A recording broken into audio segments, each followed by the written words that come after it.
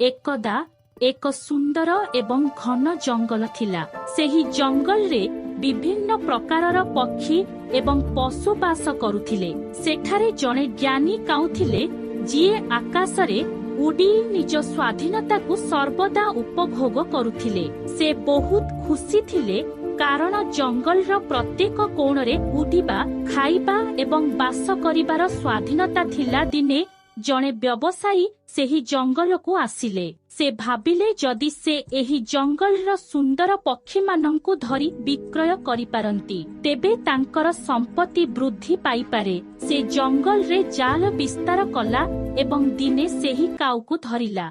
व्यवसायी एहाकु जत्नर सह एक सुवर्ण गुंफारे बंद करिदेले। सेही पंजुरीटी सुना एवं मूल्यवान रत्नरे तैयारी होइथिला, जहा द्वारा पक्षी अधिक आकर्षित होई परिबो। काउ सेही गुंफारे ताला पड़िथिला, किंतु से सुना ओ अलंकारर तेजको नै खुशी होई परिला नाही। प्रथम किछि दिन पई काउ गुहाळरे आरामरे बसिला। सुनार सौंदर्य तांकु टिके द्वंद्वरे पकाइला, किंतु शीघ्र से निजर स्वाधीनता हराइबाकु लागिले। से निजर पुरुणा सांगमानंक सहित जंगल रे उड़ीबा विषय रे चिंता करिबाकु लागिले। सेमानंकर चित्कार एवं खोला आकाशर सतेजता अनुभव कले। केजी भितरे तांको हृदय टाणिबाकु लागिला एवं से धीरे धीरे दुख अनुभव करिबाकु लागिला। काउ भाबिबाकु लागिला, एही सुवर्ण गुहाळ एते सुंदर, किंतु एठारे मु मोर उड़ान,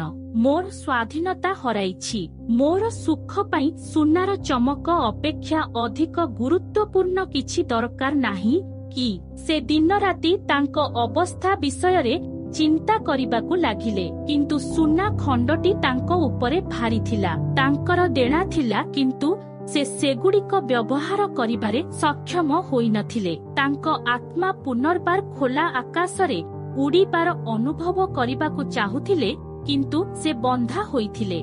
दिने तांको हृदय संपूर्ण भांगीगला। से संपूर्ण उदास होइगले एवं तांकर शेष निश्वास सुवर्ण गुहाळरे आसिला। जेतेबेले व्यवसायी देखिले जे काउटी मरि जाइछि, सेतेबेले से बहुत दुखित हेले। से भाबिले एही सुवर्ण गुहाळ बहुत मूल्यवान थिला, किंतु एही काउ केबे भितरे खुशी होई पारिला नाही। काउ मरिगला, किंतु एहार कहानी वार्ता देइथिला जे आमे जेते धन एवं अपारगता को बान्ह्ୟରେ घेरी रहिथाउ ना काहेकि, जदि आमर स्वाधीनता एवं सुख हजि जाए, सेमाने आमको प्रकृत तृप्ति देई पारिबे नाही। प्रकृत सुख एवं शांति आम भितरे थिबा स्वाधीनता मध्यरे अछि।